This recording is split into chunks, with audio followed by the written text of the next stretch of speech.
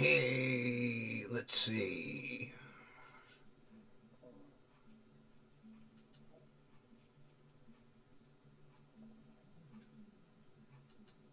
Bringing up the chat screen.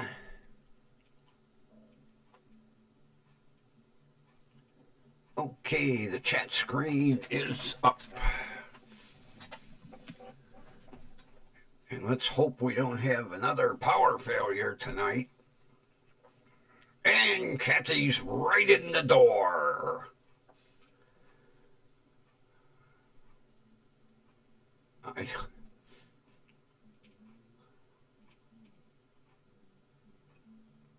We have 3 Teslas in the neighborhood within like a half a block of me.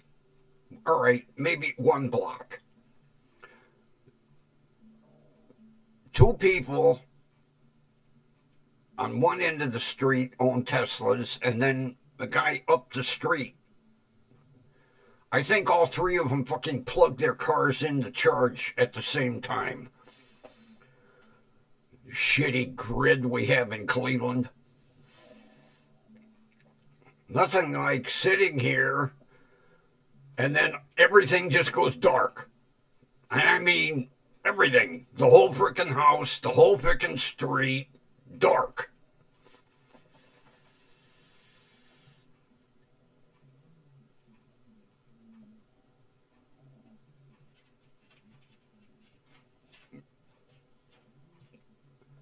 Okay, the Rambo is here. Let's get started.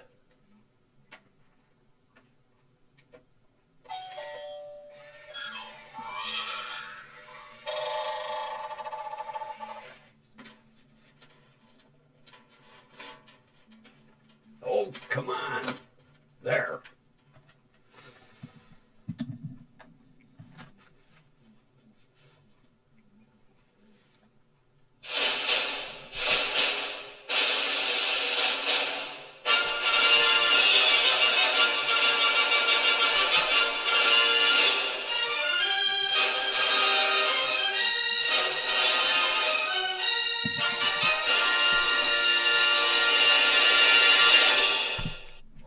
Broadcasting live from station WDWL TV, Studio 1, corporate offices located on Grumpy Vulture Boulevard, and my 2 personal studios are located on Grumpy Old Man Road, and this happens to be me.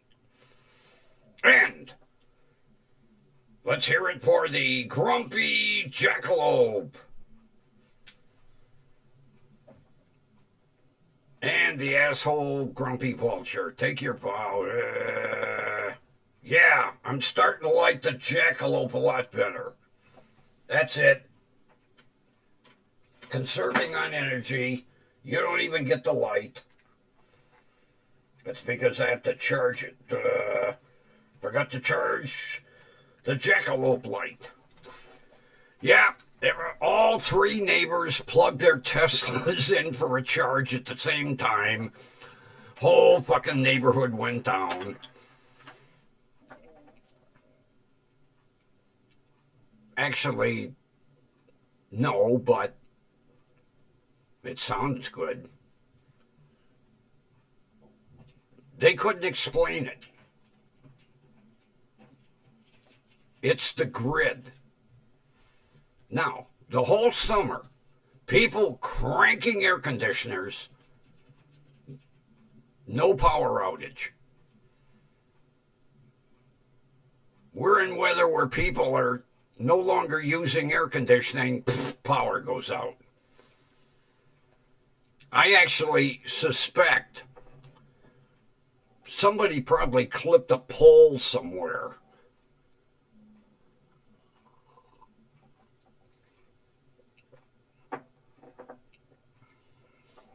They drive like assholes around here.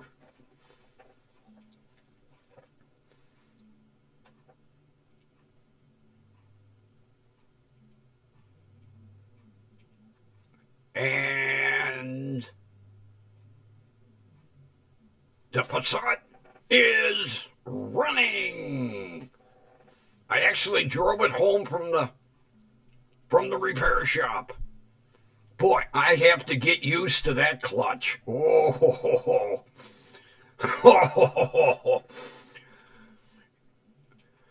it grabs right now. I almost stalled it a couple of times. Not like the truck. The shitbox, you let the clutch out about a third of the way and it starts to grab. This thing, you come off the floor about an inch. But man, I'll tell you, 5-year-old crappy gasoline, holy shit, does this thing smoke and stink? He told me, he said,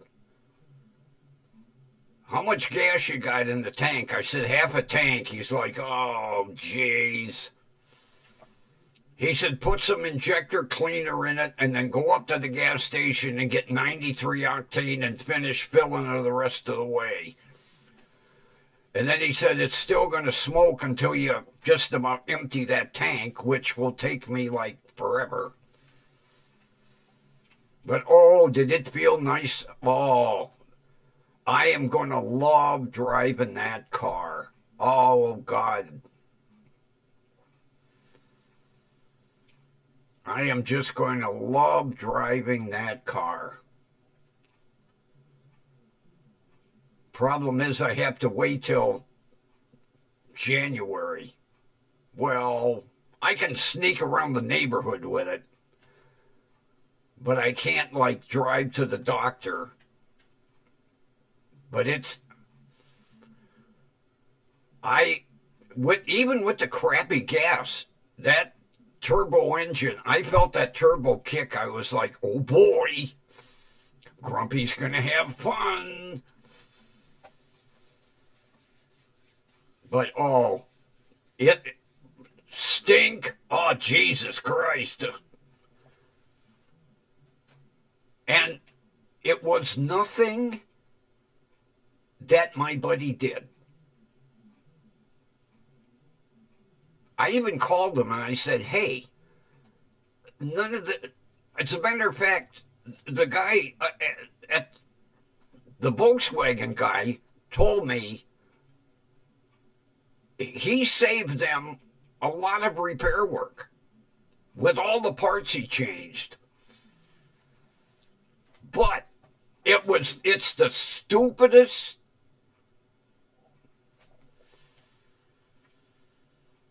It took them 4 hours to find the problem.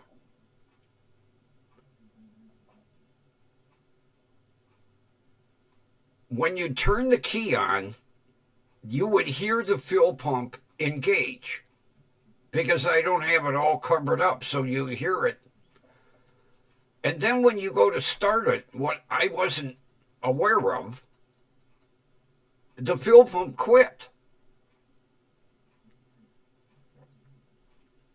Because I told him, I said, I had fuel at the fuel rail because I cracked the fitting. And he says, yeah, when the fuel pump spooled up, it put pressure in the system. When you cracked the fitting at the fuel rail, you were letting the pressure out of the system.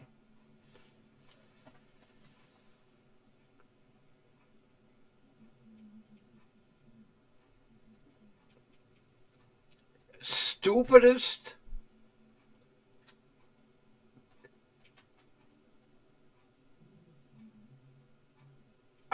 Matter of fact, when they explained it to me, I was like, what? At the relay box, one of the connectors, now,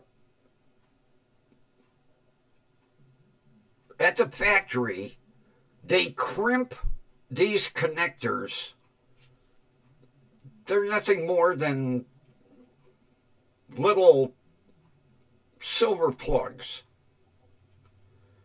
And they go into the relay box in a certain formation so that the relay works.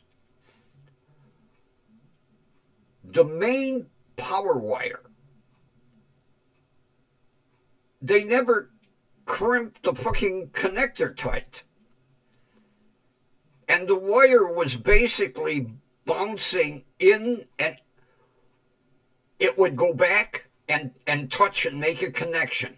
When you'd go to start the car, the vibration would break the connection.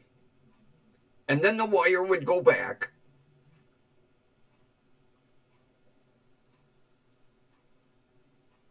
He said, this is from the factory. He doesn't understand how in 25 years this didn't cause the problem until now. Although, when Jim told me it needed a fuel pump, this is probably why. Because this wire kept bouncing back and forth, do. So he told me he was literally laying on his head under the dash. He was able to get the connector out, and he soldered it. And then he put it back in the relay box, put the relay back in, and they ran the car. They kept starting it, shutting off, starting it. One stupid wire.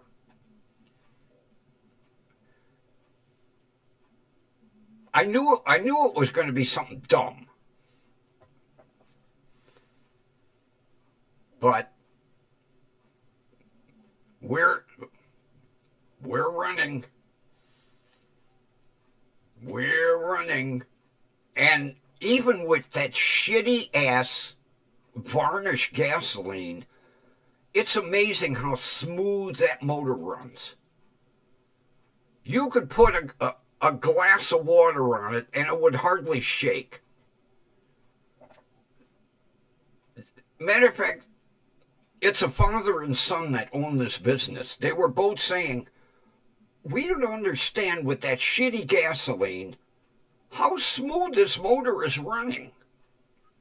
Although, like he told me, don't run it too much. He said, put injector cleaner in the tank, put 93 octane, fill the tank up, because otherwise, he said, you'll screw your injectors up. I was like, oh, we don't need that problem.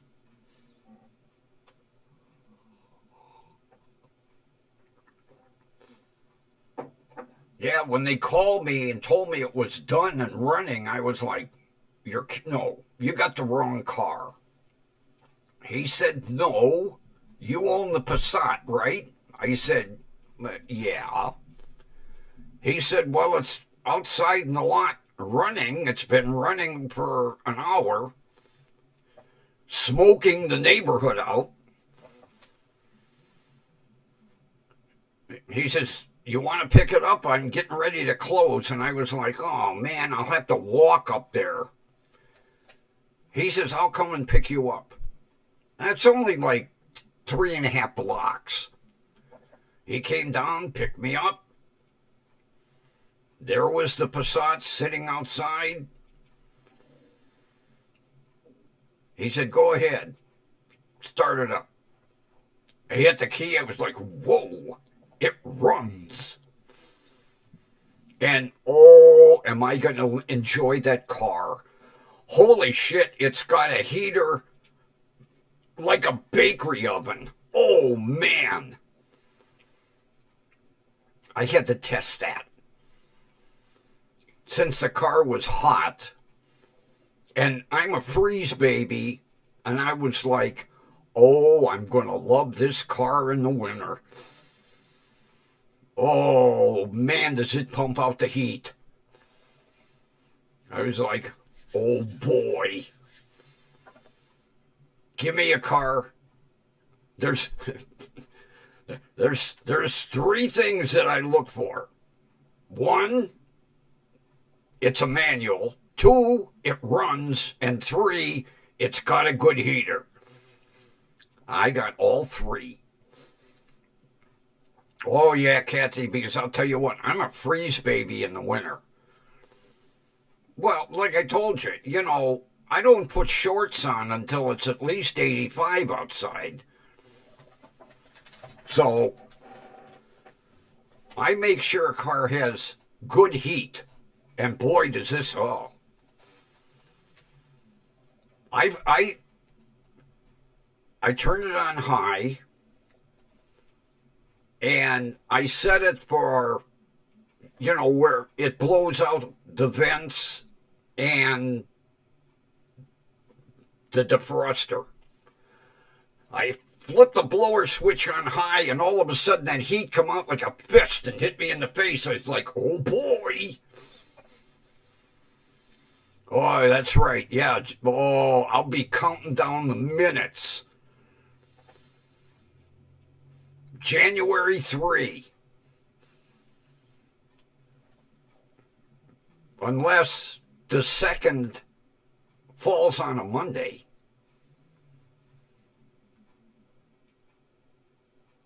Because I'll have to look at a calendar. When is the 1st of January? Because I know the title and the license bureau, I don't think they get the 2nd off. They just get the 1st. Unless the 1st falls like on a Friday. So, January 2, I will be in there going, give me my license plates. And they'll be, where's your e-check? What do you mean e-check? The car is exempt. Oh, yes. I didn't see that. Duh.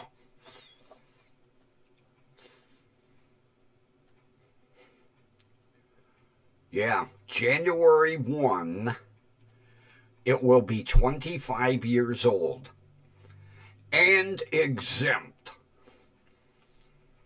Because right now it wouldn't pass a fucking e-check. Not that smoky son of a bitch.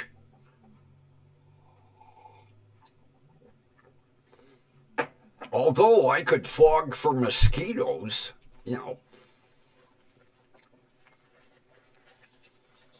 it's not so much the smoke. Now, it does smoke because the gasoline is like varnish.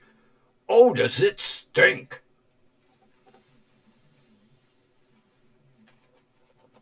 I guess that's what 4-year-old gasoline burns like. I knew the gas was bad when I took the fuel pump out because, man, that varnishy smell. So I'll be getting some fuel system cleaner and some injector cleaner and some 93 octane gasoline.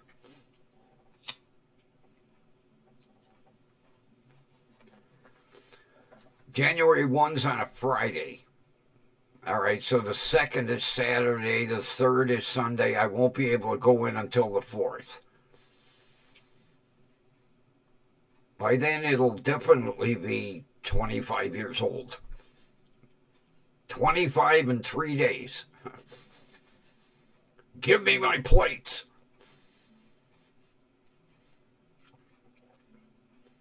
But,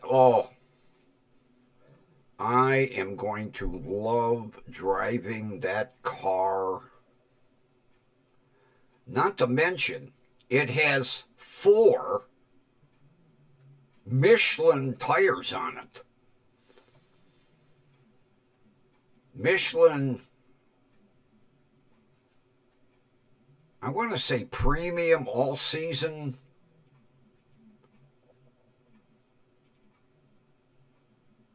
I didn't pay attention to the word after Michelin. And the tires are like at 75%.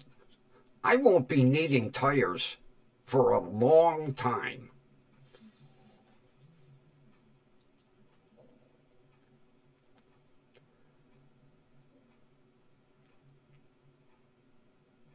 Matter of fact, I haven't had Michelins on a car since the 70s.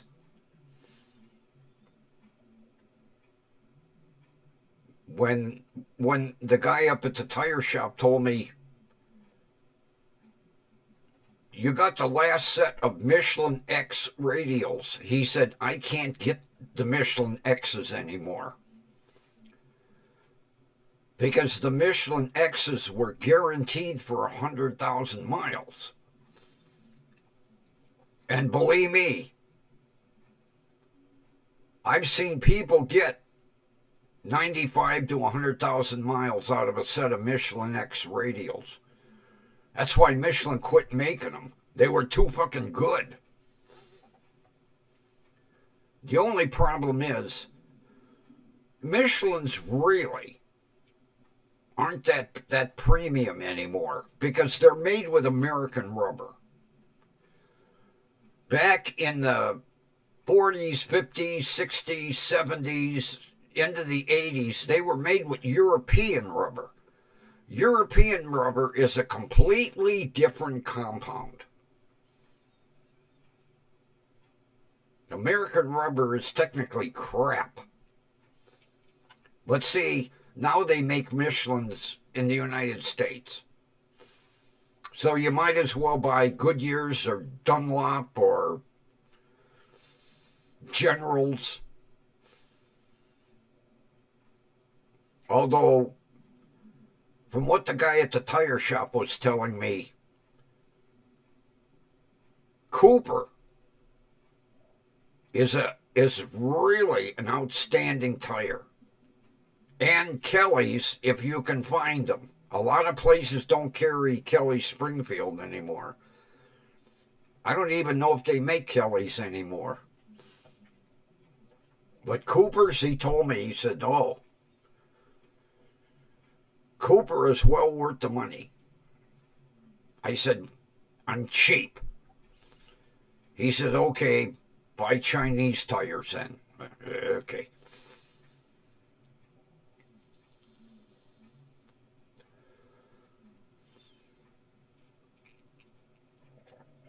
You got Coopers? Do they wear like iron, like they say? The guy at the tire shop swears by him. He said, I recommend Coopers over Michelin's. I was like, really? He said, yeah, Michelin's are overpriced.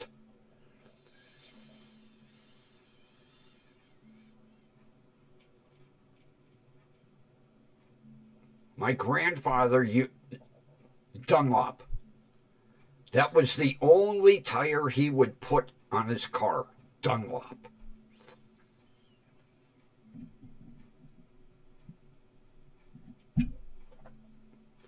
I guess I don't need tires. But when I do, I'm going to look into Coopers. Mainly because my tire man does sell them.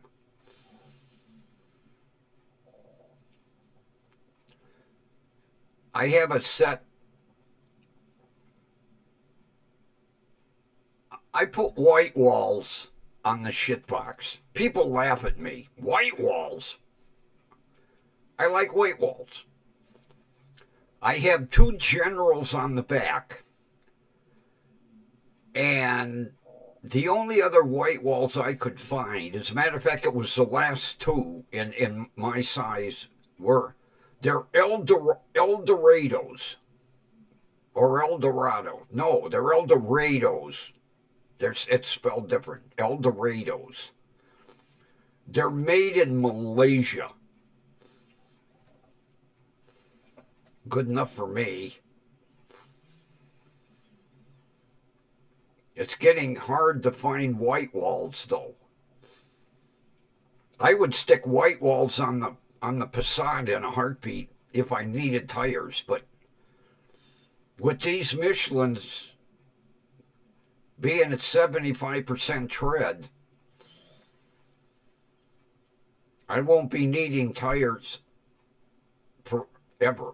At 50 miles a month, I've got 100,000 miles on that before I'll get them goddamn tires.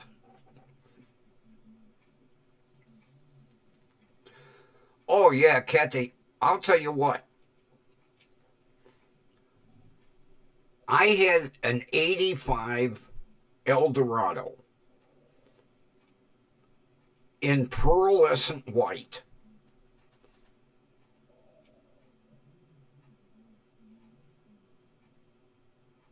One of my body guys had a Continental wheel, and he said, I'll give it to you. Let's put it on the back of your Eldorado. So I had this big Continental wheel on the back of my Eldorado. They painted it to match, mounted it on the back. I called my tire dealer and I said, hey, I want a set of wide white walls. He said, well, white walls are only about an inch.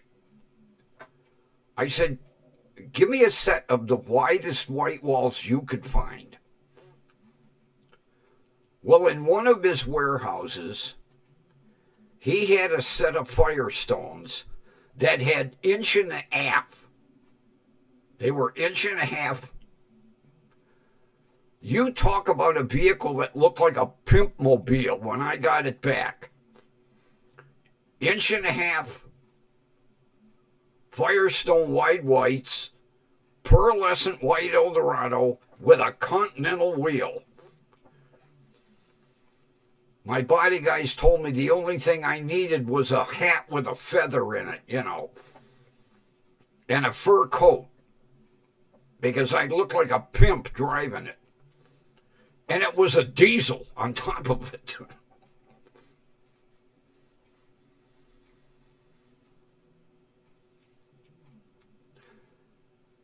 I somewhere might have pictures of that car, but every vehicle I have ever had white walls. Every vehicle I've ever owned. Matter of fact, the Passat is the first one that won't have white walls. Well, the RAV4, but I couldn't get...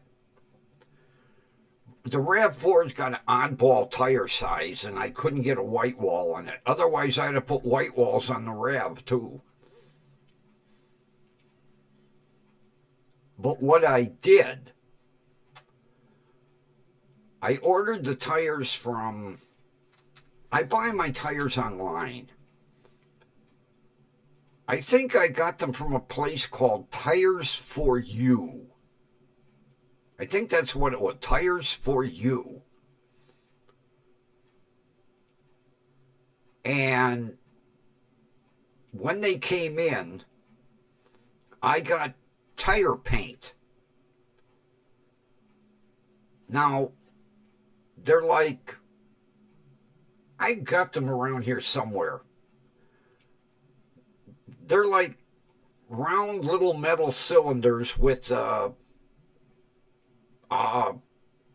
porous brush type tip. And I sat for 4 days and painted every letter on those tires. And they looked cool for the longest time until the weather got to them. But my neighbors thought I was nuts. What are you doing? I'm painting the letters on the tires. Now, the name of the tire, I forget. I did that in blue. Then the size, I did in gold. And then the brand of the tire, like whatever, like Eldorado Supremes, I did the Supreme in red. People looked at them tires like, where did you get them? I said, I bought them online. Oh, they make them with colors like that? I said, yeah. I feel sorry for the people that ordered them and then came in like, where's the colors? Yeah, I do stupid things like that. I'm OCD about my tires.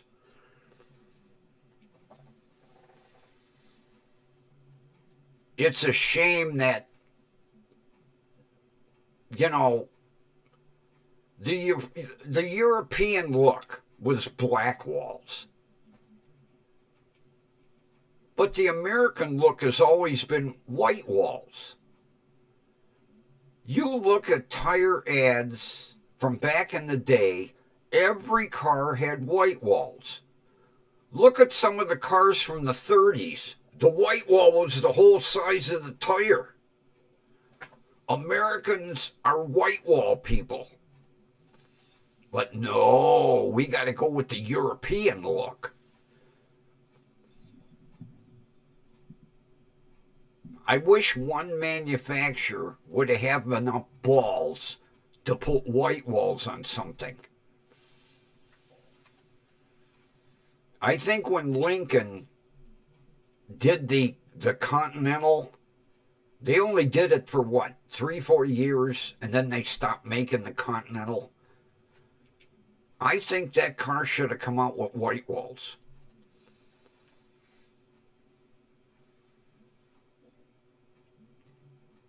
Although there's a guy up the street, he's got those Vogue tires. Those are the ones that have the white walls, and then it's got a gold band around the white wall.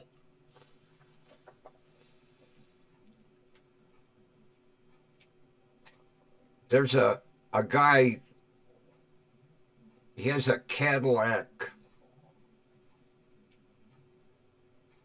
It's some SUV. And he's got them Vogue tires on his. It looks sharp. But Vogue tires are crap. You won't get 24,000 miles out of those tires. They're really crap for what you pay for them.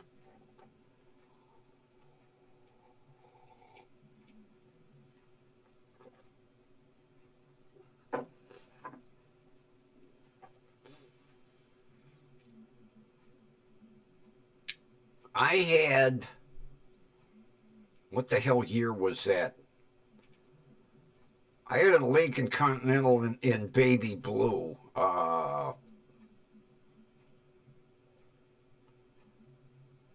70, 71. It was a 70s vintage. Was baby blue on the bottom, had a dark vinyl blue top with nice big white walls. My buddy had a used car dealership up in Cumberland, Maryland. And he took it in on trade, and he called me and he says, I got the car for you. And he sent me a picture. I was like, I want it.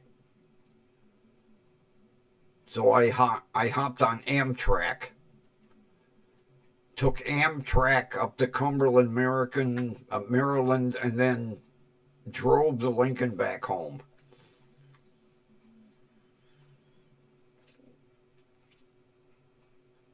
I did that several times because he had customers here in Cleveland. They would call him and say, hey, I'm looking for a certain kind of car. And then when he'd get it, he'd pay for my train ticket.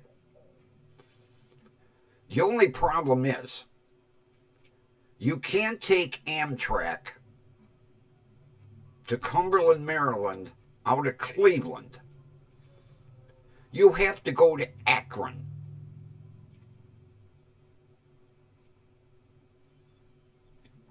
Stupidest thing I ever heard. We have an Amtrak terminal at East 9th. Does it go to Cumberland, Maryland? No. I had to have somebody take me to Akron.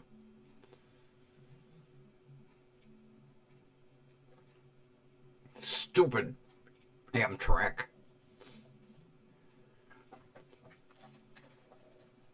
But I enjoyed the trip. Matter of fact, I sat next to the conductor. And he told me, he said, you will know when we get outside of Cleveland's or Akron city limits. I said, oh, really? He goes, I'm not going to say any more. Well, I'll tell you what, we no sooner got outside of Akron city limits, and that train went from 35 to 70. I looked out the window and trees were going. I was like, holy shit.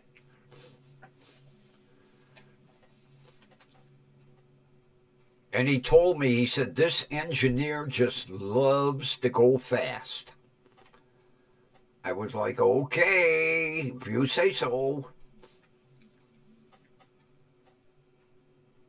And, you know, when you get out of Pennsylvania, it looks like you're that far from the edge of falling off a mountain. You know, you're like, oh, pull the window shade down. I've seen enough. But it was a very enjoyable trip. I did it about 10 times. Matter of fact, I got lucky. I had the same conductor like 7 of the trips.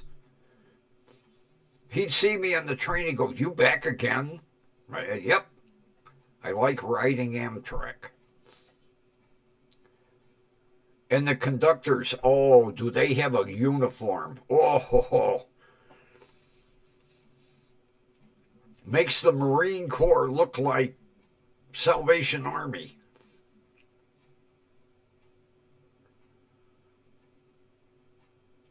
And he did the same thing like you see in the movies from like the 40s. Ticket, please. And he punched it with a punch. There you go. I was like, you gotta be kidding. You still do that? He said, yes, we do. But he did it after the train started. I felt like asking him, what if somebody don't have a ticket? Do you throw them off the train or what? Yeah, the train started to pull out of Akron. And, ticket, please. Here you go. When he got done punching tickets, I said, they still do that. He said, well, yeah, I punched your ticket. You would see that in a movie from like the 30s or 40s. The conductor walking along, ticket please. Here you go. They did that in the fucking 80s.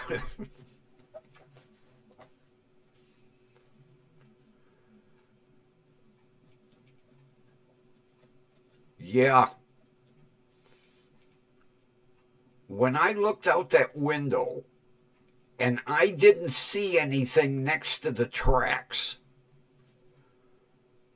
I was like, oh,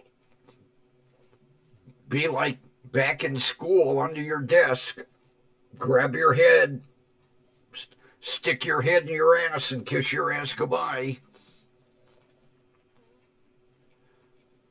I tell kids about that today. I said, back in our day, we had air raid drills. They're like, what's an air raid? Gargle it. Have to get under your desk and crouch down and stick your head in your ass.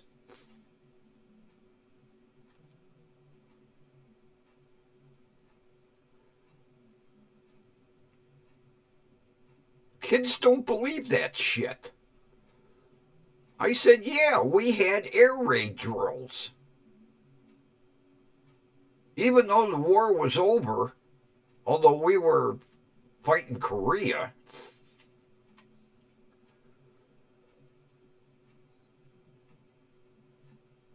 because it was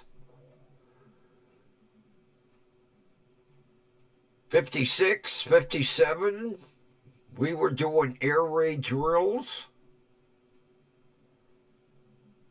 The war was over quite a few years, but we were still doing air raid drills.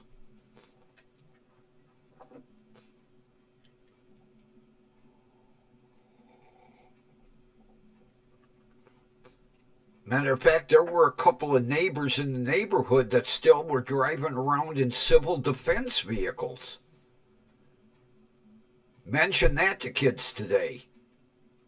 We had civil defense. What's that? Gargle it.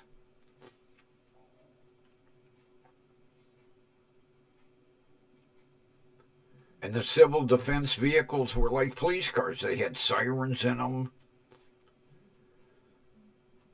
with that big CD emblem on the door. Round emblem with a triangle in the center.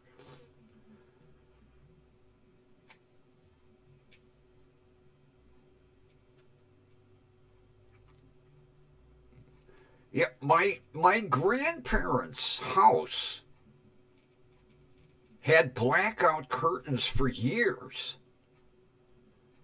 My grandmother was afraid to take them down. Although, you know, they were in that house during the war.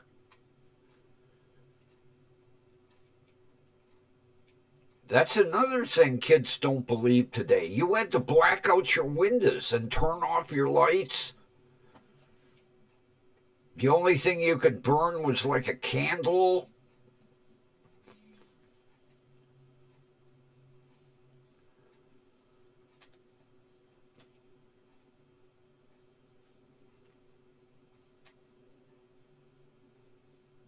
Yeah. Yeah, when you get under your desk, you had to pull your coat over your head. Kids today don't believe this shit. Air raid drills, civil defense, blackout curtains. We actually had two people in our neighborhood that had bomb shelters built in their backyards. I think it was basically, I want to say late 60s, the city demanded them be crushed and filled in. But we had two neighbors that had bomb shelters dug in their backyard. Air raid shelters, they call them. Not bomb shelters, air raid shelters. And the only way that you could tell was there was a thing sticking up in the middle of the backyard to get air. Although you could tell back in the days they didn't care about clean air because it just had a little chimney cap on it. So if there was like any nuclear particles floating around, you just got them in your air raid shelter.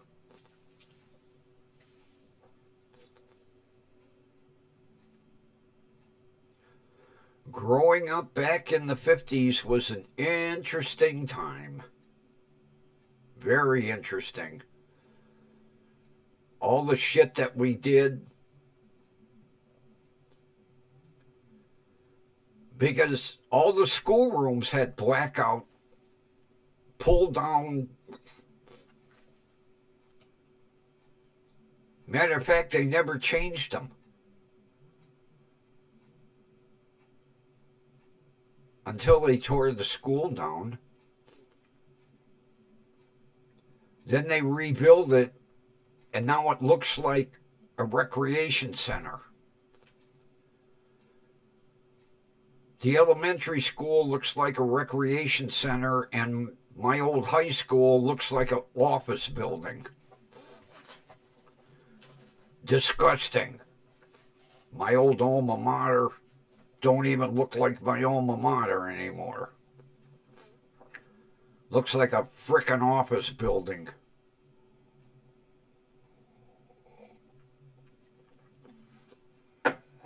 Should say like Microsoft on it.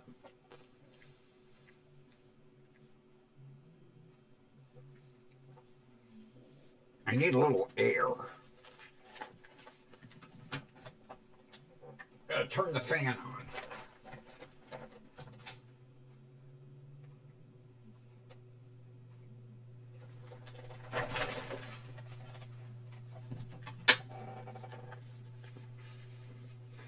There. It got up to 78 today, and the house is a little toasty. Got me complaining about the house being toasty. The middle of December, I'll be like, Jesus Christ, turn the heat up.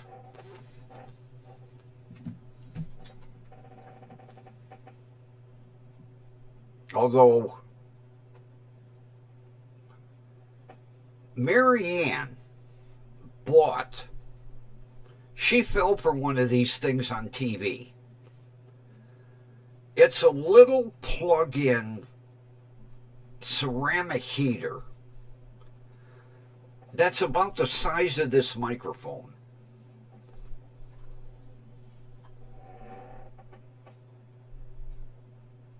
Of course, the microphone is, that big. But it plugs right into the outlet, and it's got a thermostat. And, as advertised on TV, it says, heats a room to 72 degrees in 2 minutes.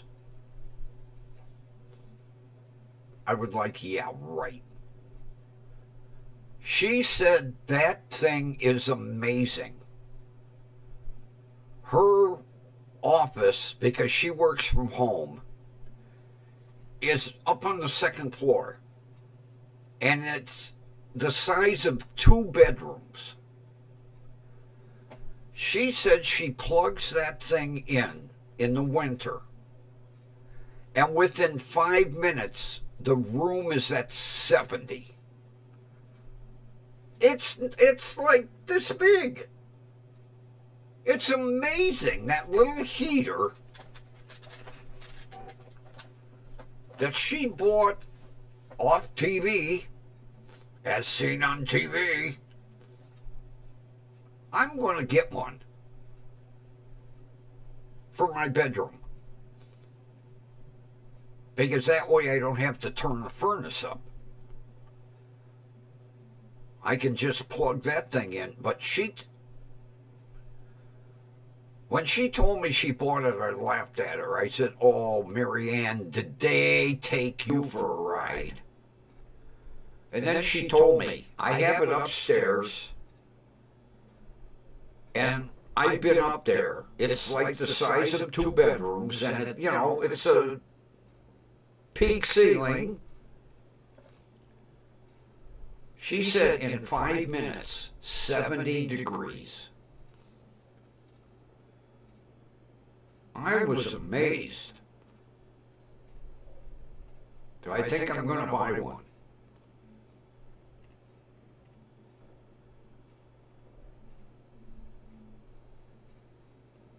Because I'm a freeze baby. Although I do have a new electric blanket. Still in the box.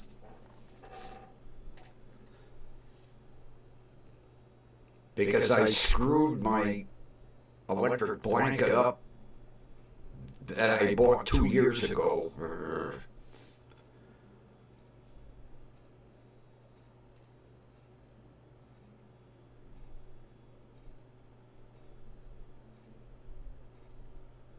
I wasn't paying attention.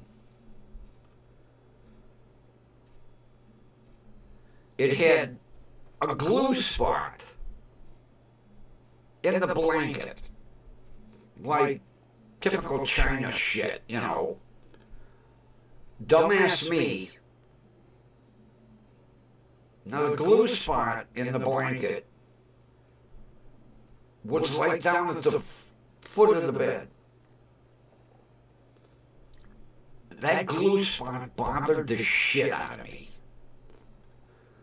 So I'm going to try to get the glue spot out of the blanket. And I'm scraping it with a razor blade. Well, I happened to cut into the blanket right where one of the wires is running. I didn't think much of it.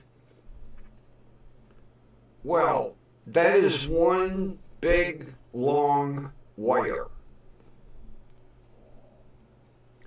And if you break the connection, the blanket don't heat up anymore.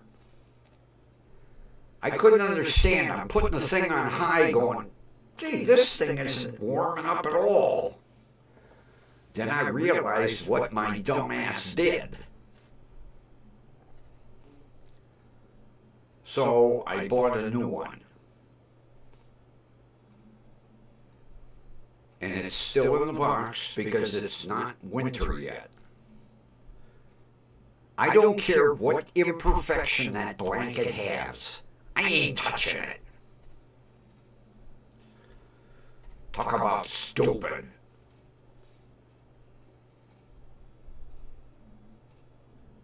It just bothered me that much.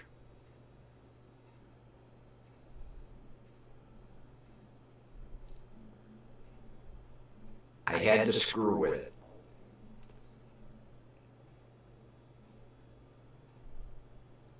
Into the second year,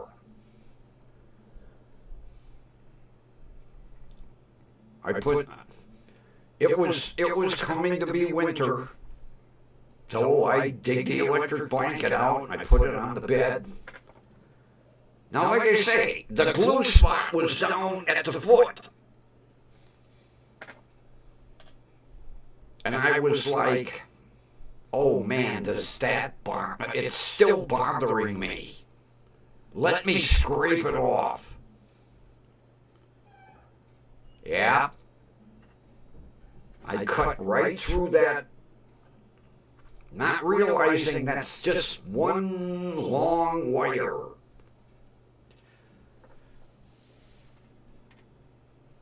I thought like each section was, no, that one big long wire. And when you break the connection, it don't work no more. All you have is another blanket for your bed. Plugging it in don't do shit. You people with electric blankets, remember this. That is one long wire. It just makes a big loop. And when you break the connection, you have a blanket. That's what you have. A blanket. Take the control, throw it away, because it ain't gonna do nothing.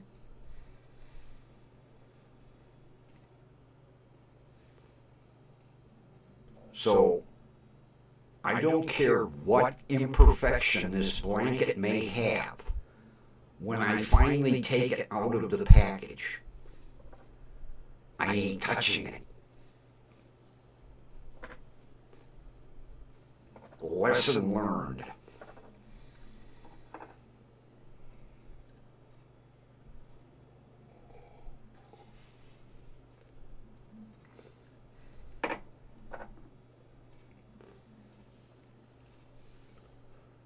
I was watching.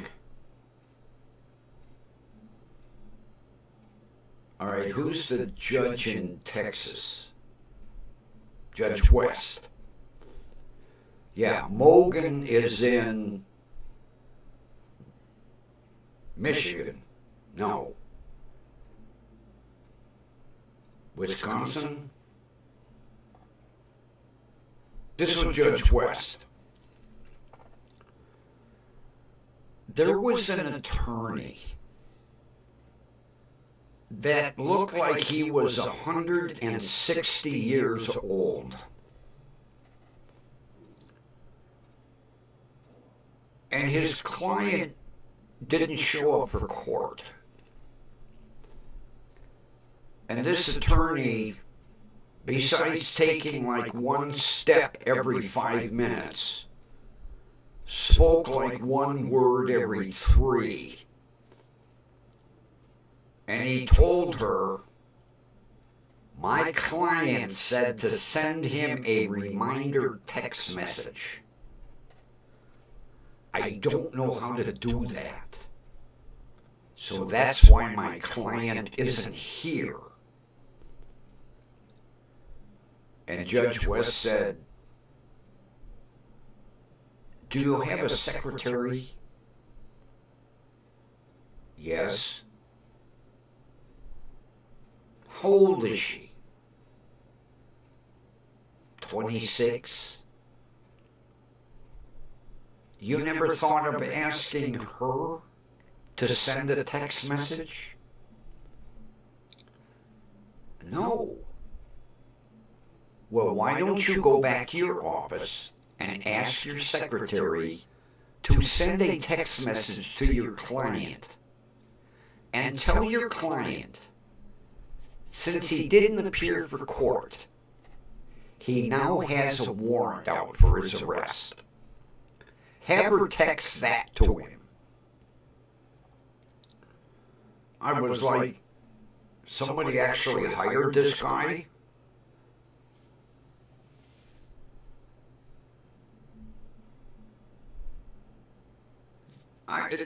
He was walking across the courtroom.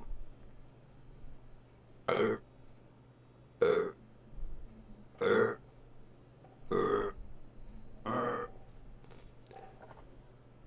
then while Judge West was telling him about the texting, he was like, can you speak up? I'm hard of hearing. I'd be like, oh, Jesus.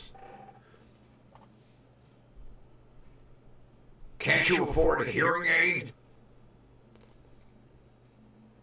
He probably had a Motorola brick for a cell phone, trying to figure out how to send a text message.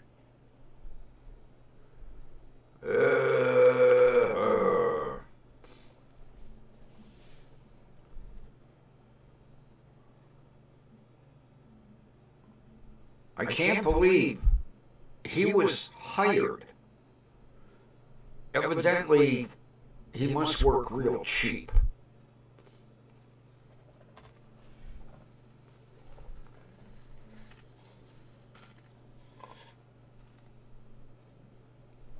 And it was amazing the patience she don't have a lot of patience in court. She had the patience of a saint with this guy.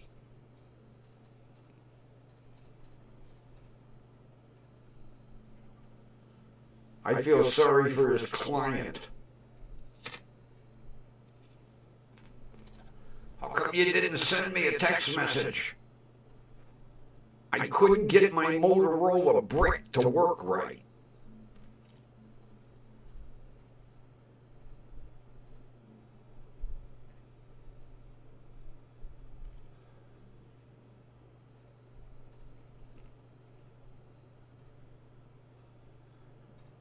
Kathy, this attorney should have retired 30 years ago.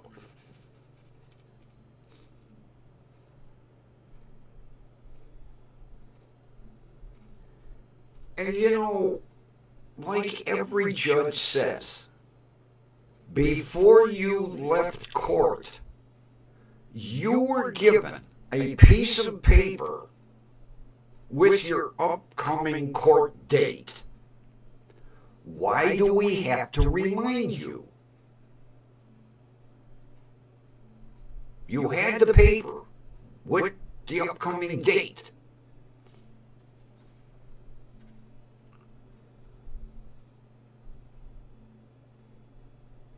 Really?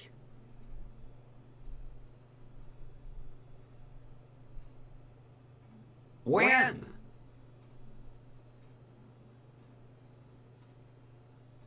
Oh boy. I can't wait. I've been in withdrawal.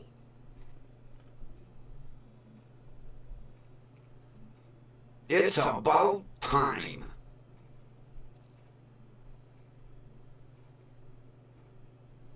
I'm glad you told me. Yeah, I missed her sassy self myself. I was going into withdrawal. Well, cool. I'll look for her tomorrow.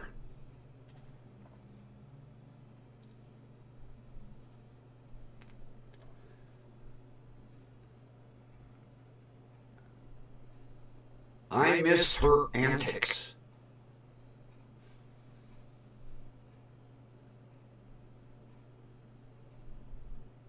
How neat. I'm glad you mentioned it. That'll give me something interesting to watch.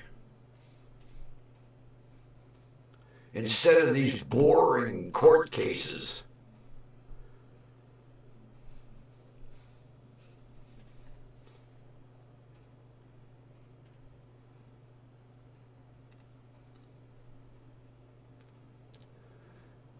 Oh God, I forgot the name. I watched last night a cold case in Ohio, southern Ohio, that they just solved after 35 years.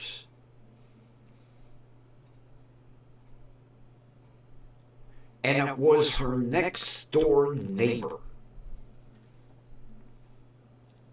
And the police interviewed this guy like 4 times. He even passed a polygraph test. And they finally, you know, DNA testing advances every year. And they sent some clothing in. And then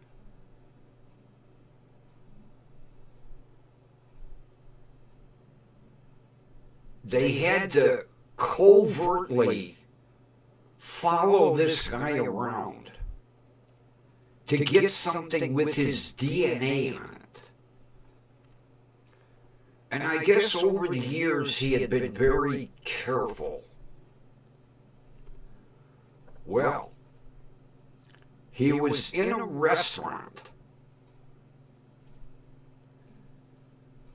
and he was using a straw. He wouldn't touch the glass with his hands. He moved it over like with his fork. And he was drinking out of a straw. And when he was done eating, he would clean the knife and fork with a napkin. Well, he finished his lunch and he went to the bathroom. And the detective came over with a plastic bag, and he had a glove on and a pair of tweezers. And he plucked that straw out of the glass, got it into the plastic bag, and turned around and walked away just as the guy was coming back out of the bathroom. And he never noticed the straw was missing from his drink. He paid his check and left. And they sent the straw in, and it was a DNA match. And the guy still lived next door to the house where he gave the woman a dirt nap. And every neighbor in the neighborhood was like, "Oh, can't be him. He shovels our snow. He goes gets groceries for us."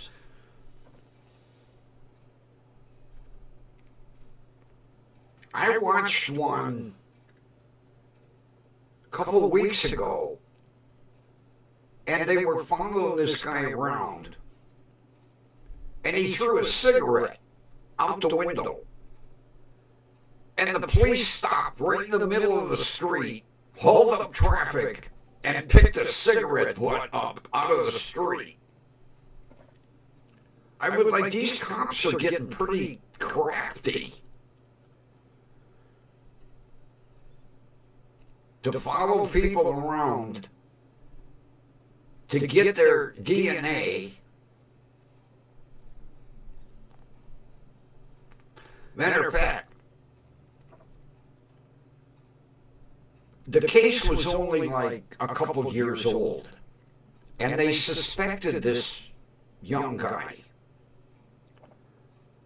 So they bring him in for an interview, and they said, "Would you like a water?" "No, I'm okay." Well, that didn't work. So they asked him, "Would you like chips, cookies?" "No, I'm okay."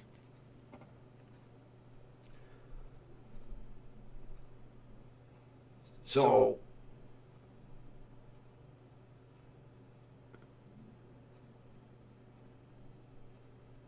there was no way they could get this guy to give up his DNA. And he was really, he'd smoke a cigarette, he'd put it out, and he would save the cigarette butt. Because they watched him when he was taking a break during work. Every other guy was chucking their cigarette butts. He put the cigarette out and saved and took it with him, put it in his pocket.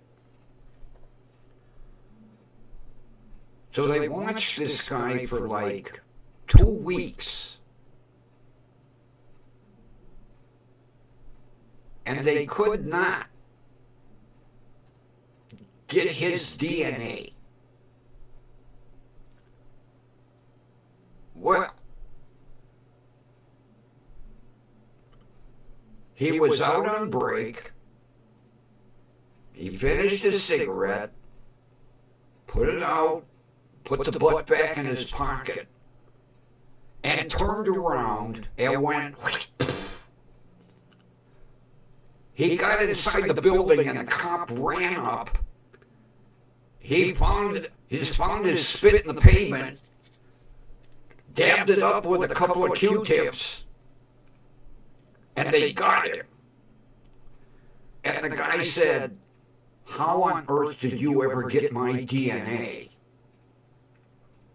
And the cop said, "Remember the day that you just happened to spit in the pavement?"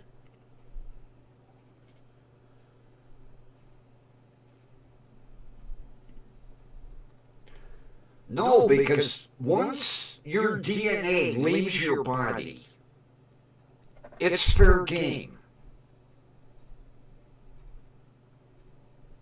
They explained this several times when they've done these. Once your DNA leaves your body, it's fair game. You throw a cigarette butt out, you're no longer the owner of that cigarette butt. You spit, you're no longer owner of that spit. It's open to the public.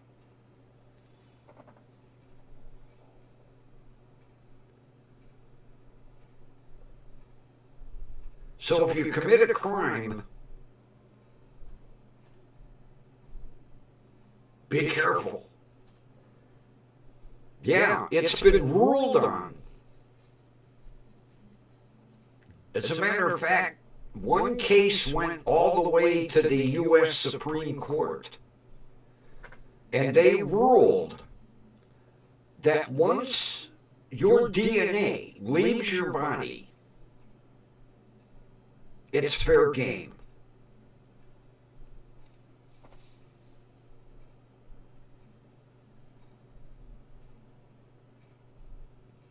That's why they try to give you a bottle of water, figuring you're going to drink the water and leave the bottle, and then they can swab it real quick.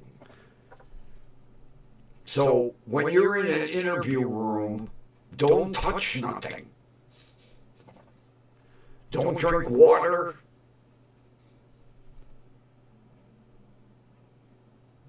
Keep your arms crossed. Don't sign anything.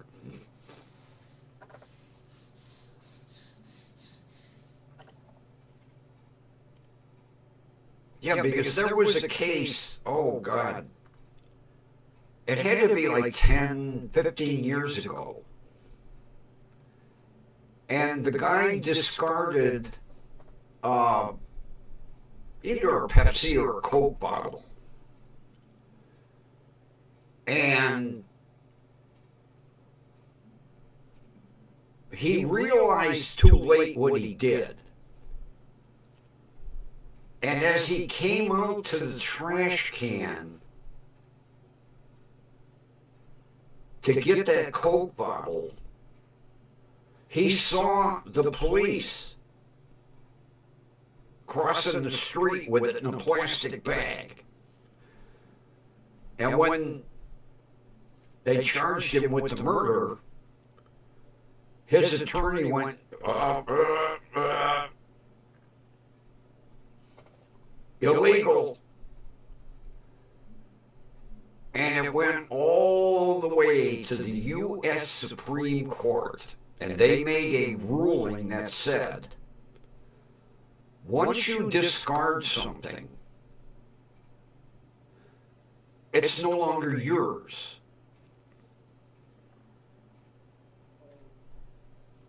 He discarded that bottle. Once it hit the trash can, it was fair game for anybody.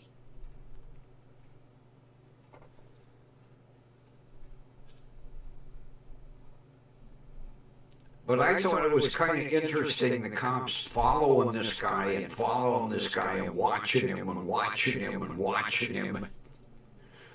They just could not get his DNA until he made that mistake and hocked up a hawker and they ran right over to the sidewalk.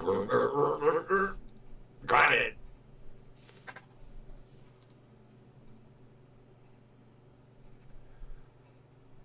I love watching cold cases.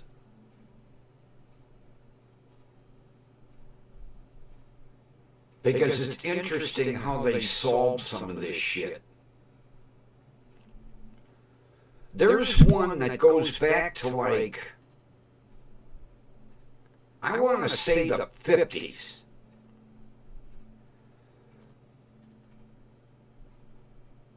It plays on YouTube every now and then. This guy killed his whole family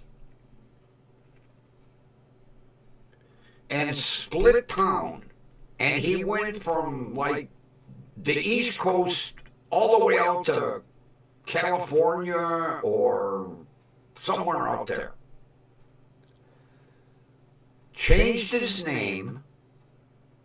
I don't know how he got a different Social Security number, but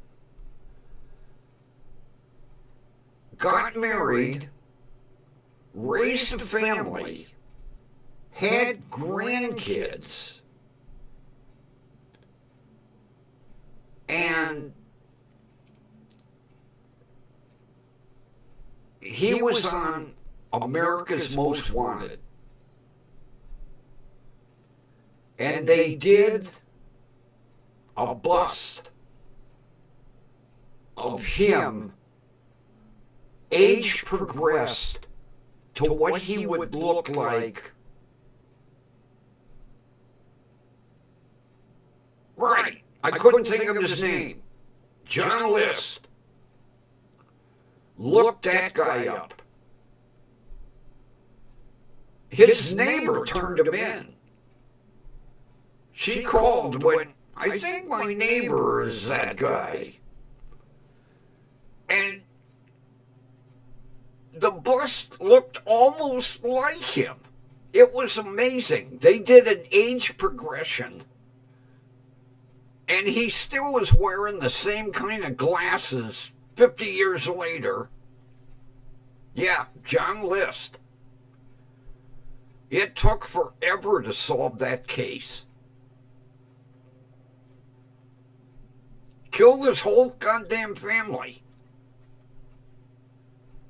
Laid them out side by side in the dining room and turned the heat down in the house. And they didn't discover the bodies for like 2 weeks or 3 weeks. By then, it was Harry Vidarchi, buddy. But it was amazing. He changed his name, got a Social Security card. I don't know what he did for a birth certificate, but was the model citizen. That one was unbelievable because when they showed the bust and they showed his mugshot, it was like, holy shit. The guy that made that bust with the age progression was unbelievable. And his neighbor went, I think that's my neighbor. And of course he denied it, but he got convicted.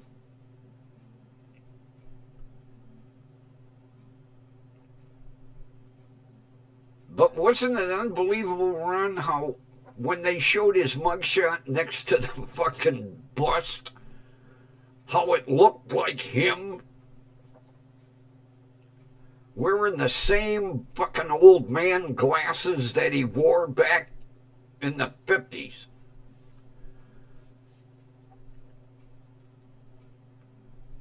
And he thought he got away with it.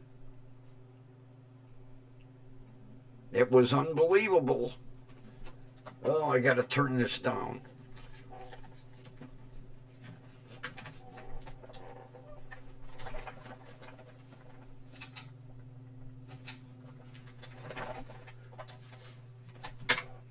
Blowing down the back of my neck.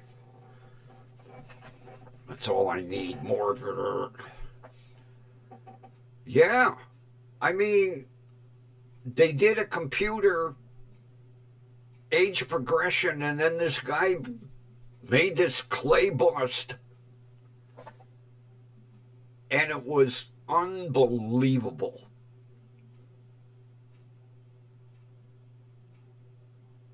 And here's a guy thinking, oh, I got away with that shit. Not. And now with this,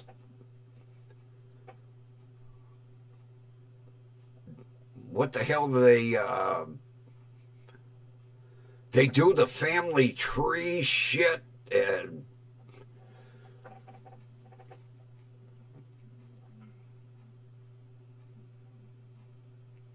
what the hell's that company?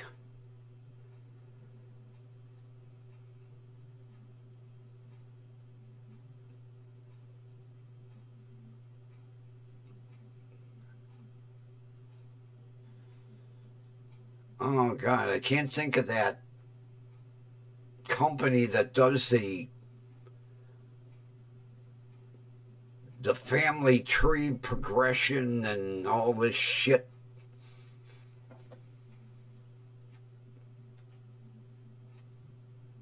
Because that's not Ancestry. It's like Oram or something. Oram. Oram. And they do the frickin' family tree and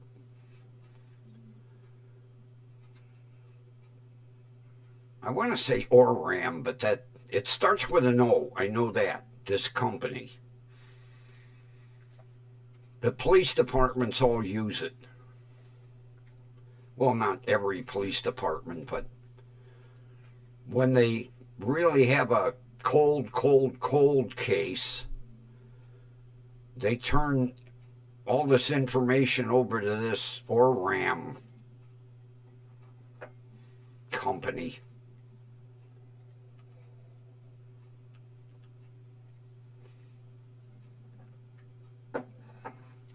Somebody mentioned to me the other day that 23andMe or whatever went bankrupt. That ancestry company, 23andMe or whatever it was called, 23 and something. Somebody told me the other day it went bankrupt.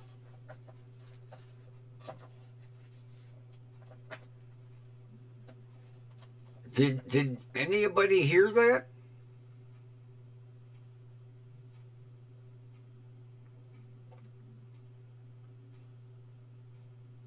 They did?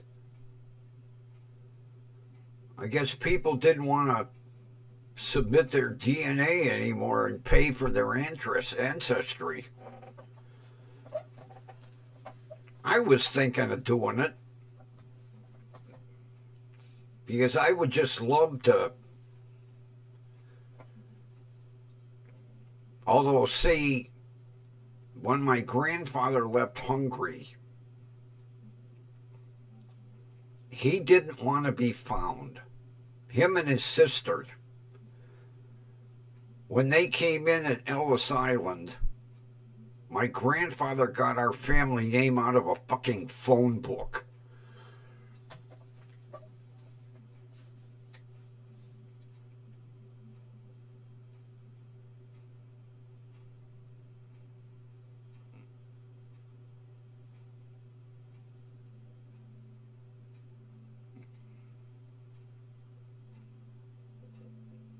Oh, really?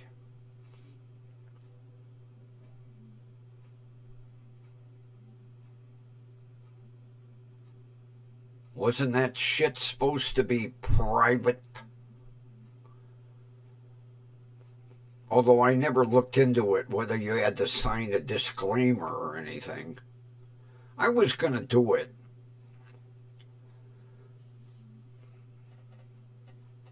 Oh, like I say, our family name came out of a phone book. I don't know what my true family name would have been. So it's kind of hard to search your ancestry when you don't have a proper name.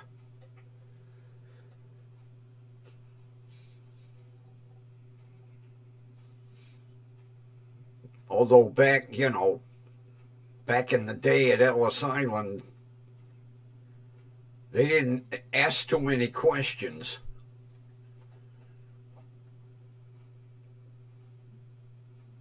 What's your name? Hang on a minute. Oh, this one sounds good. Okay. Here's your papers.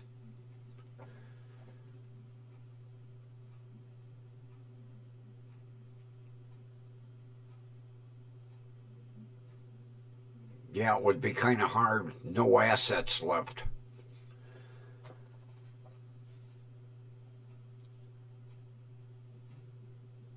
And you know, my grandfather would never divulge what our true family name was. Even to my grandmother.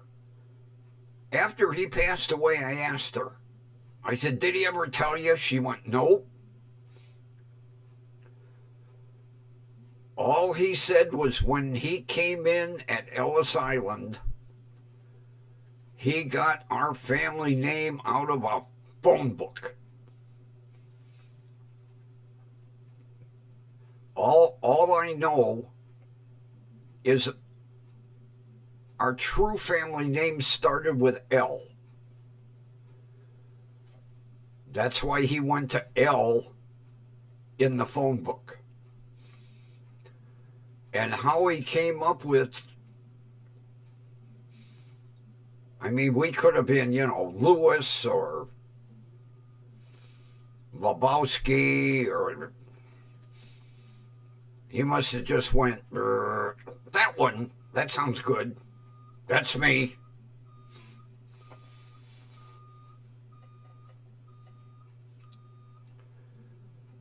So it wouldn't do any good for me to try to do a search.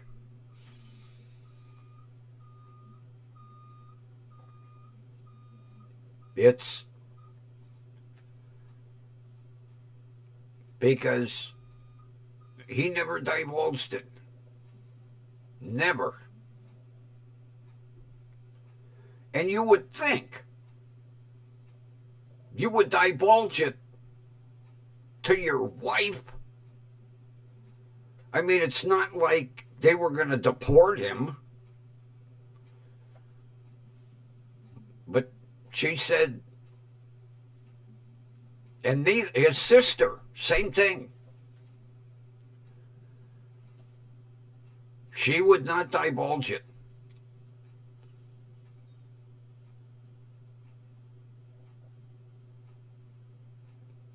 Both of them went to their graves with that secret of what our true Hungarian last name was.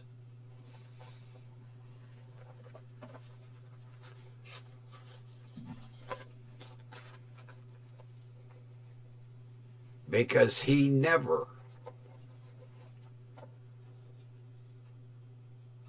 I told you, Kathy, were you awake during the whole thing? Did your eye doctor talk to you?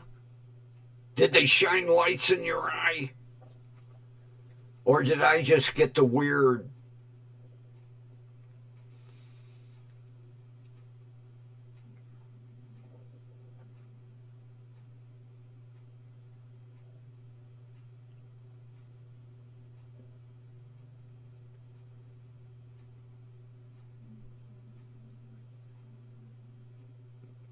Piece of cake, wasn't it?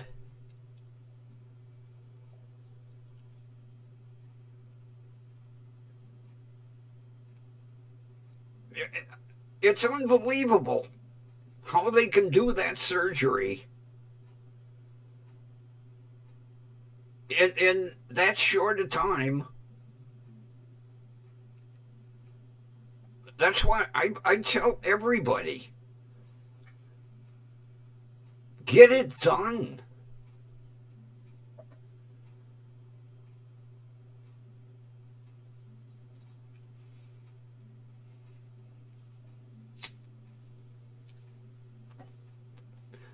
Now you know what it's going to be like to do the other eye. And wait until you heal up. You are going to be so amazed at what you can see.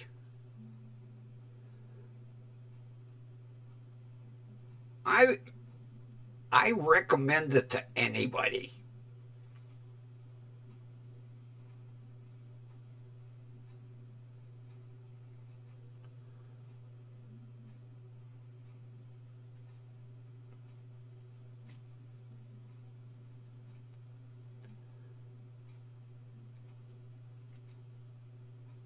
Yeah, you can't wear your old glasses. And I did the same thing. I took the lens out and had the lens on this, and I was like, oh,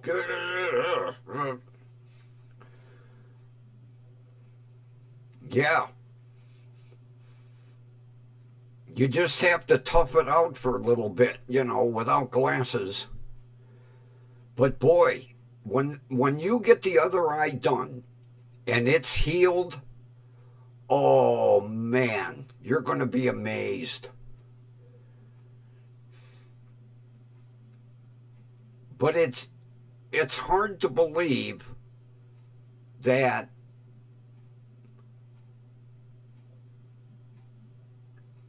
they can get it done that fast. Of course, they got it down to a science now. It's not like 15, 20 years ago. Cataract surgery was brutal.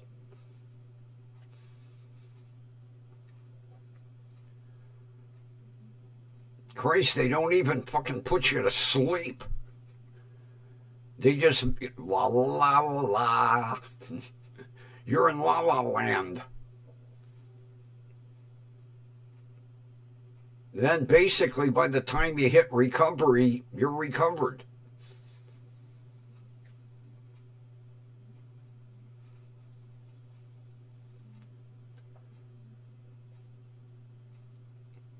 I was shocked, like I say, at how frickin' blind I was.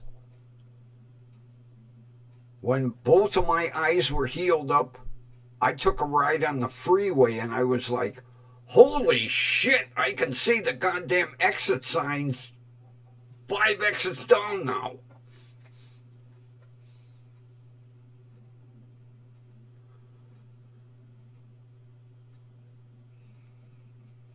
Not my doctor. I saw his hands coming back and forth.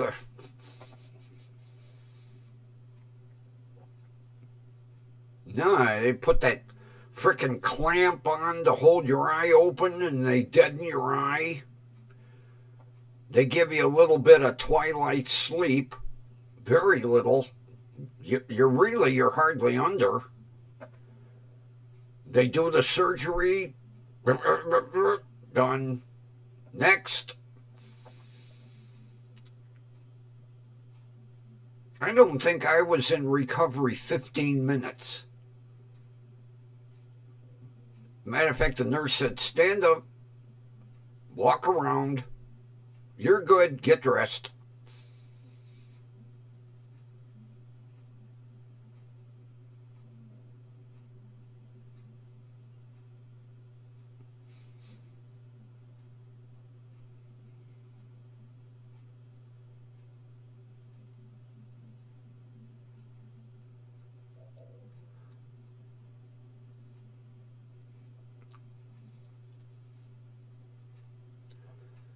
Yeah, I have eyes like I'm back in my 30s.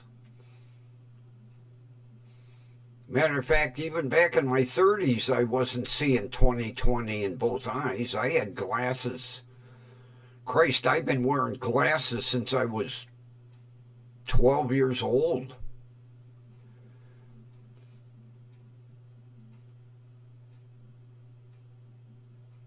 Well, I didn't get no flowers.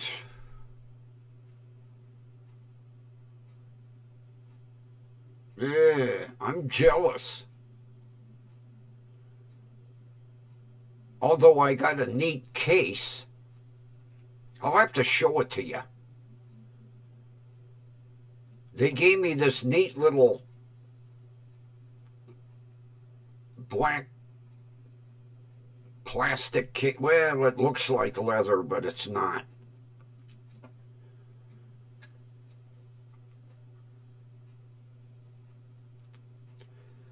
Hey, Linda's here.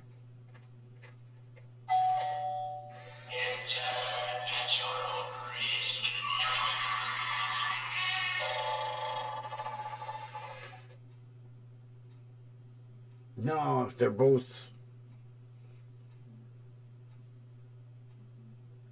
out in the living room. I turned one into a first aid kit, and then I can't remember what I did with the other one.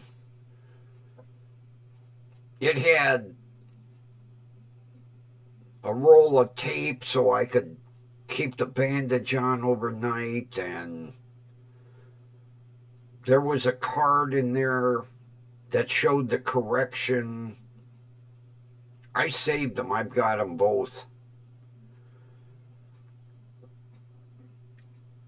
What the lens was that they put in, and what else was in that case? Oh, some sunglasses. It was a neat little case. Like I say, I made one into a first aid kit. For the money that they charge for the surgery, you got to get something.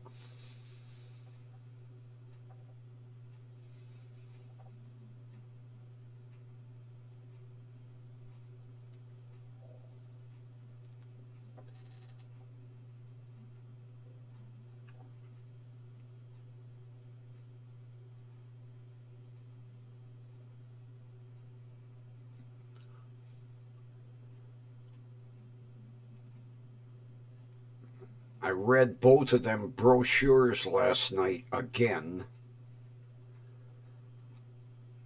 I don't know. I'll see what the rehabilitation psychologist says next week.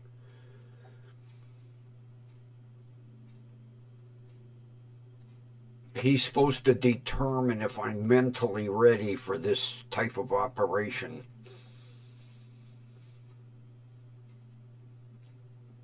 When you're shoving something up my spinal column, I don't know.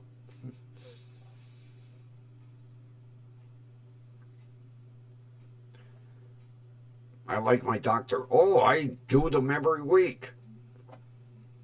Well, I'm glad.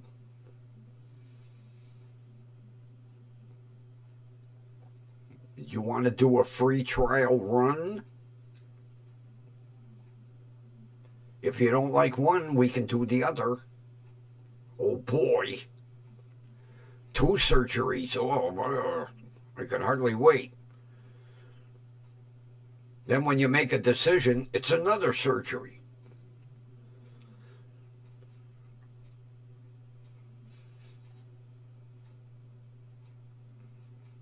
I have to ask him which hospital he's doing the surgeries at. If he ain't doing them at Parma, no. I ain't going to the Main. No way.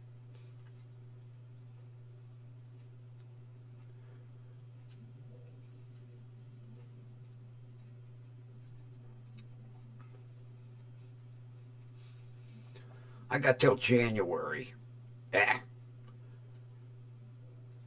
Now I can really go gung-ho full speed on the Passat.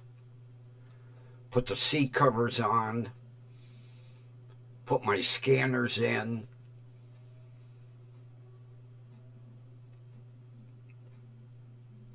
I already put part of the lettering on the doors. I'm waiting for the other part. I got my antennas on for my scanners. Now that it's running, oh boy. I'm going to be tooling around the block with it. Drive up to my Indian store for smokes.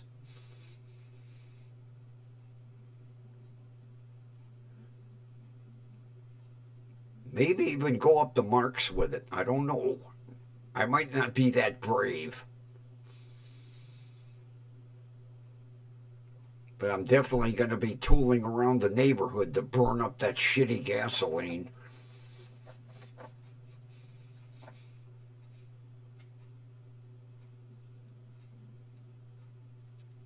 I'm trying to think if I can take the back way to...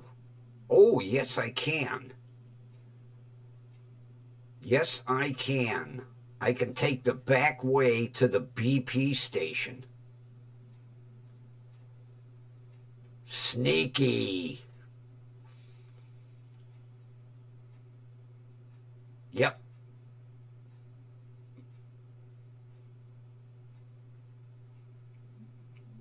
I might do that tomorrow. Take the back way to the BP station, fill it with 93 octane,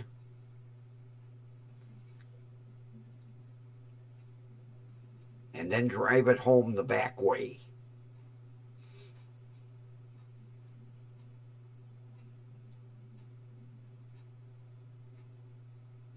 Cool. Maybe I'll even get out of second gear.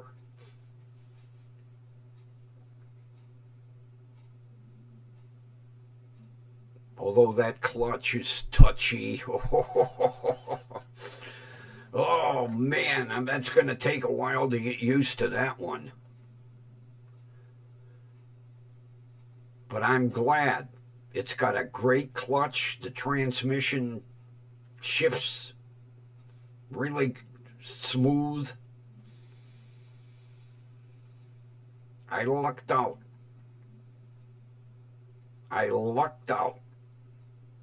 And I can't believe that repair was that easy. I was actually happy to pay the bill. I was happy he called me today. Your car's done. You got the right person. Yeah, it's out there running in the parking lot right now. The green Passat? Yes. Really? Yeah, really? Oh, really? I was shocked. I'm still shocked. I've never had a repair go that quick and easy. Well, I wasn't repairing it, but I've still never had a repair like that. My luck doesn't run like that.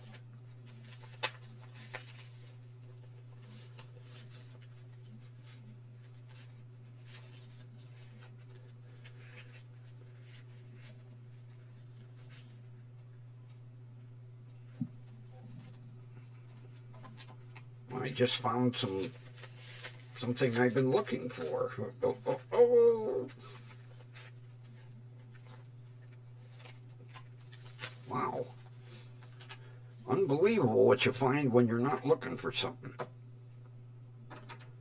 Although I still can't find them goddamn cameras.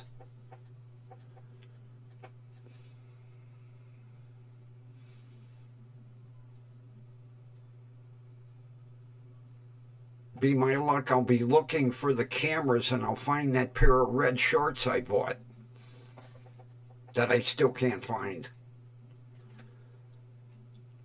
I gotta quit putting shit in safe places. From now on, it's just like, I'll throw it there.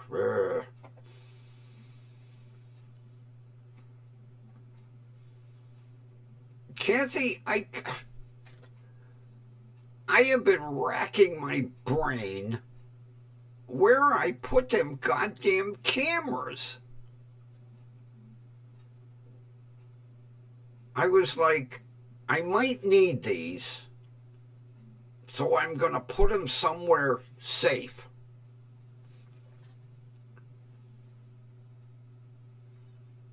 I haven't the slightest idea.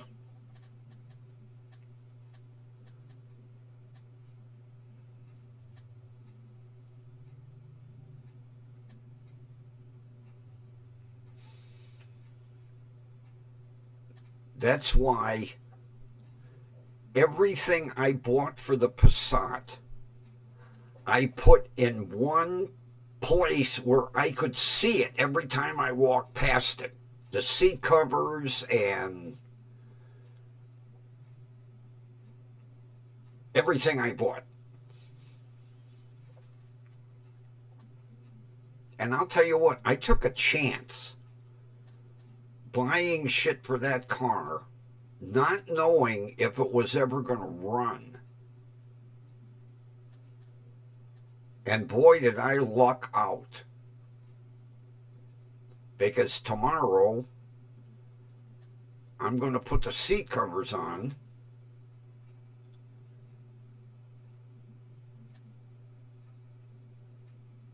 And maybe put the bank of scanners in.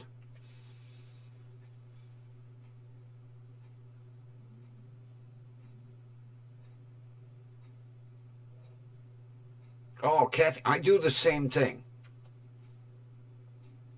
I just... But you know what?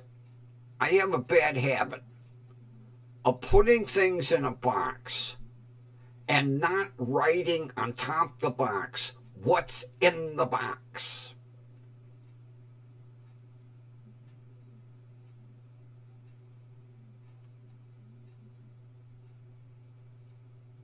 I have these boxes and I'm like, what's in them? Nope. Nope.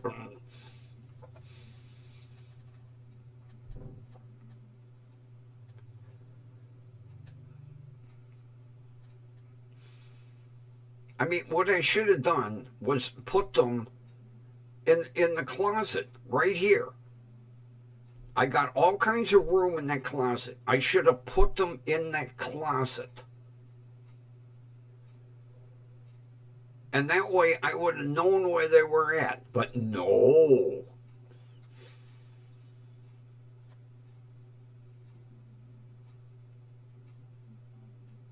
Because had I put them in that closet, I could be testing them right now so we could see this thing change colors. Having the slightest idea where I put them. One comes in a yellow and white box, and the other one I remembered is in an orange and black box, and the third one is just in a black box, and all three of them are together. I did that much. Where did I put them? Who the fuck knows?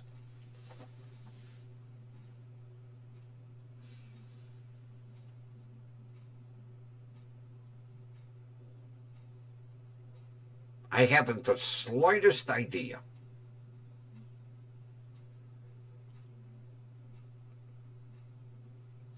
So what I have to do is start looking for something else. Because if I'm looking for a left-handed monkey wrench, I'll find the cameras. Because that's the way it goes. I look for something else, and I find something else. Yeah. Although, like my grandfather, he would always say, you will always find something in the last place you look. Well, yeah. Because when you find it, you're not looking anymore. So you found it in the last place you looked. Problem is, it's not in the last place. I haven't looked in that last place yet.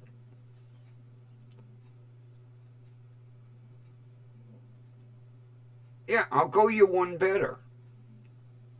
I took all of my CDs and put them in a safe place. I can't find them either.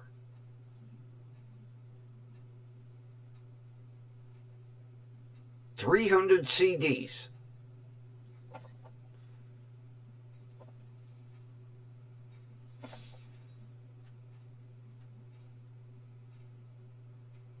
I looked today where I thought I put them.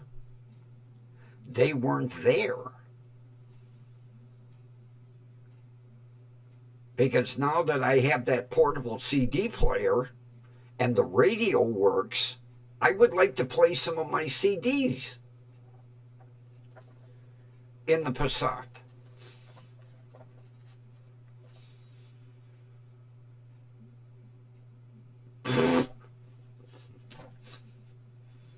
I give up.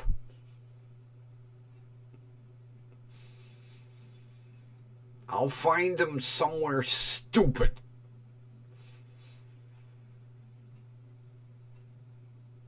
Maybe I should look like out in the can cupboard in the kitchen. Maybe I stuck some son of a bitches out there.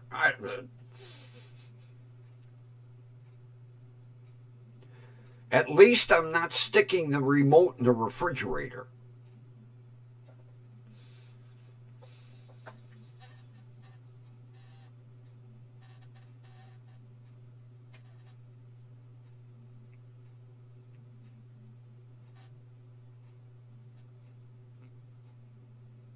That's right.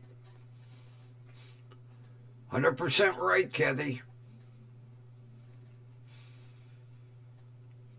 You'll find them in the last place you had them.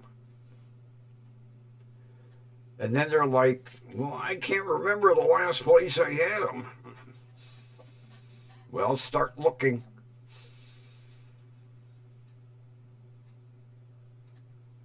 I'm glad I'm not the only one.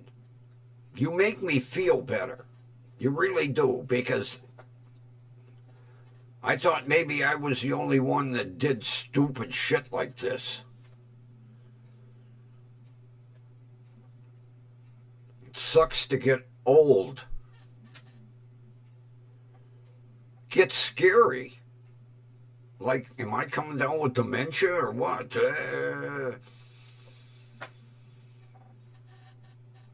You know, part of the problem is when I put something like those cameras, it was like, I'll put them here. Not thinking, I put them here. It's like, I'll put them there and walk away. And it doesn't register. Because I didn't stop and think long enough, oh, I put them on the third shelf in the bedroom closet. No, it's like, I'll put them there. And then walk away, out of sight, out of mind, done. Then a couple months later, it's like, where did you put them goddamn cameras? Or better yet, where did you put them red cargo shorts?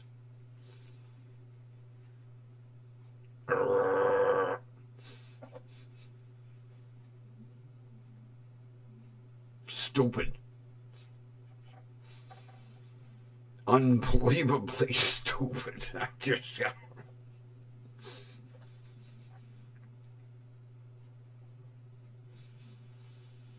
I'm going to have to keep a notepad. Put cameras in.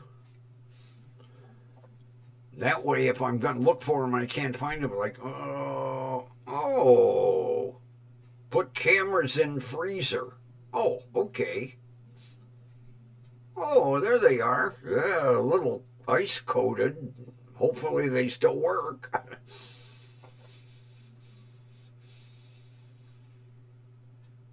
I couldn't believe it when my buddy said he put the remote to his goddamn cable box in the refrigerator. I said, how the hell did you do that? He said, well, evidently I had the remote in my hand and I opened the refrigerator to get a bottle of pop and I put the remote down and grabbed the bottle and closed the door.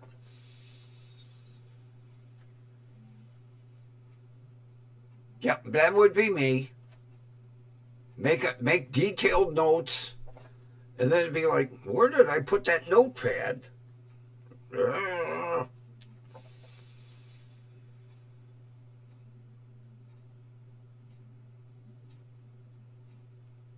I don't ever remember doing shit like this when I was younger.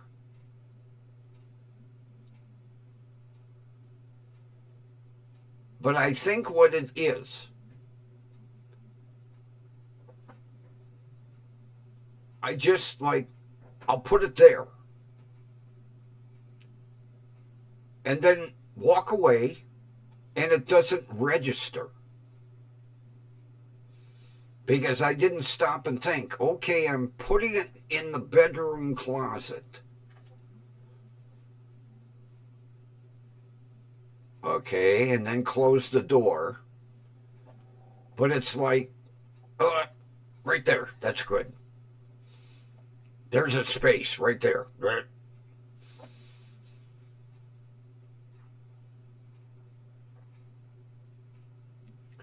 That's why everything I bought for the Passat, I put in one area that I would walk past daily. And I would look at it and go, oh, window tint, seat covers, da da da da da.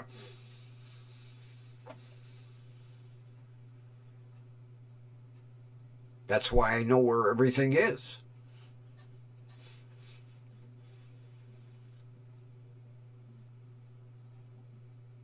But those cameras, maybe they're on the... No, they're not on the ceiling fan. No.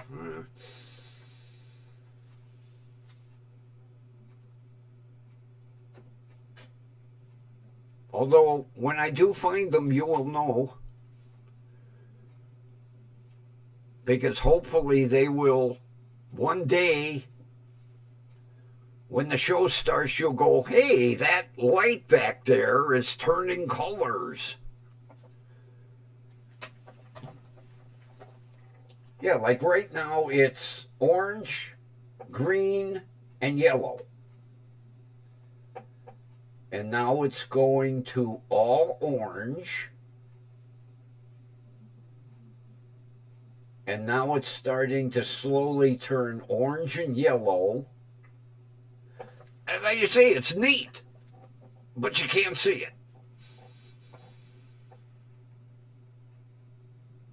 it. And then Logitech camera isn't cheap.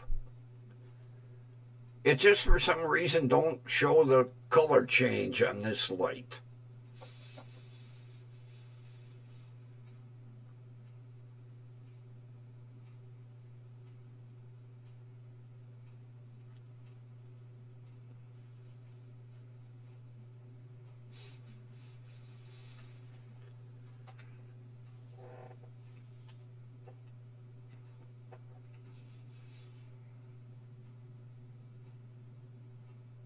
Although, like I say, I haven't stuck my remote in the refrigerator, so that's a plus. Oh, speaking of remotes,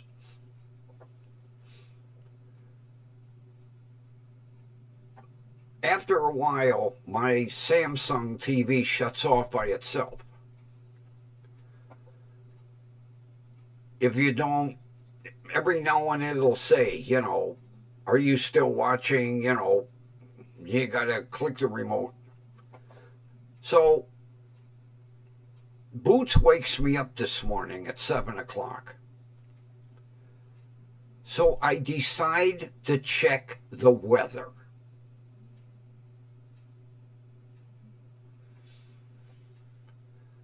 So I turn on Channel 3. And the weather comes on. And I was like, all right, for the hell of it, let me go to Channel 5. And about 10 minutes later, the weather comes on.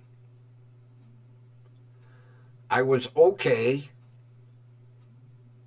Just for the hell of it, let me go to Channel 8. All right, now 8, Dick Goddard Weather Center. About 10 minutes in, the weather comes on. I said, okay, let me go to Channel 19. CBS, who's got a goofy weatherman, would you believe all 4 channels, different weather for today?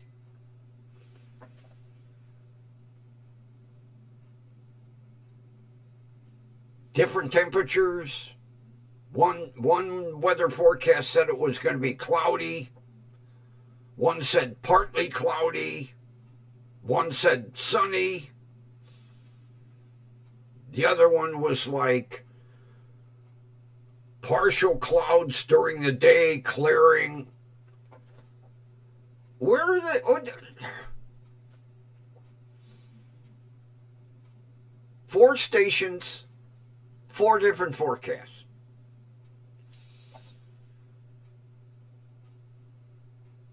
The Dick Goddard Weather Center got it right. The other 3 weren't even close.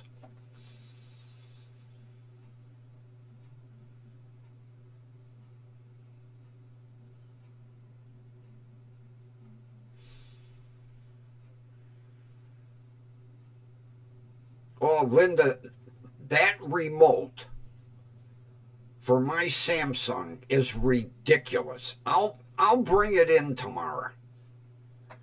It's skinny, it's tiny, it's thin. It's a pain in the ass to operate. A remote is a remote. Not some dinky, dipsy doodle little dipshit thing. Like I say, they designed a beautiful TV set, and then some 3rd grader designed the remote.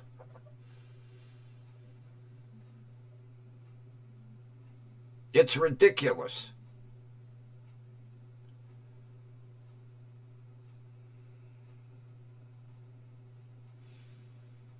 I couldn't believe a beautiful TV like that and a stupid ass remote control. Although I guess they figure you're going to be using a cable box remote that's going to take over all the features of the TV remote. You're not going to use it.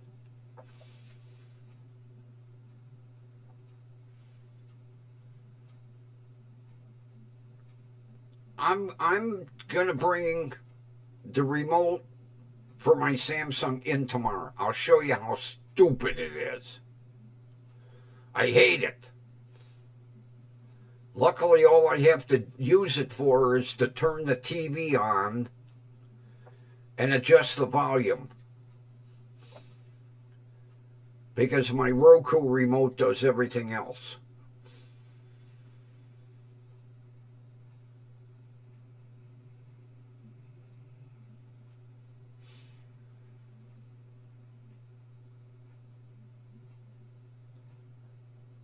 Well, there's no app for my Samsung, but I have a Roku remote on my phone. And the neat thing is, if I want to listen with headphones, I can plug the headphones into my phone and listen this way. Turn the volume off on the TV and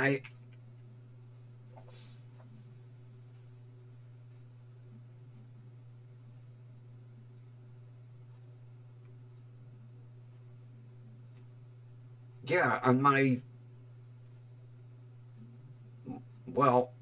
my older Motorola, I had the Roku remote on it. But my Samsung, they didn't have an app or a QR code so that you could put it on your phone. But it's a stupid ass remote. Ridiculous.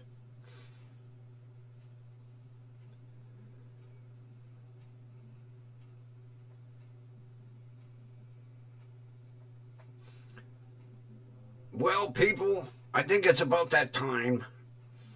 I'm going to make dinner, feed my fatso cat. I got him different delectables today. I got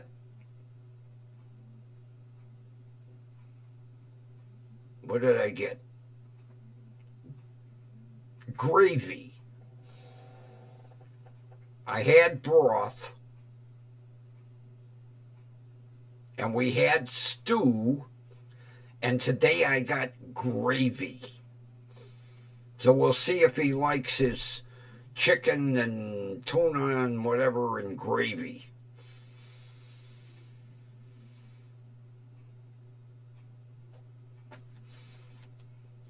Spoiled, rotten cat. Okay.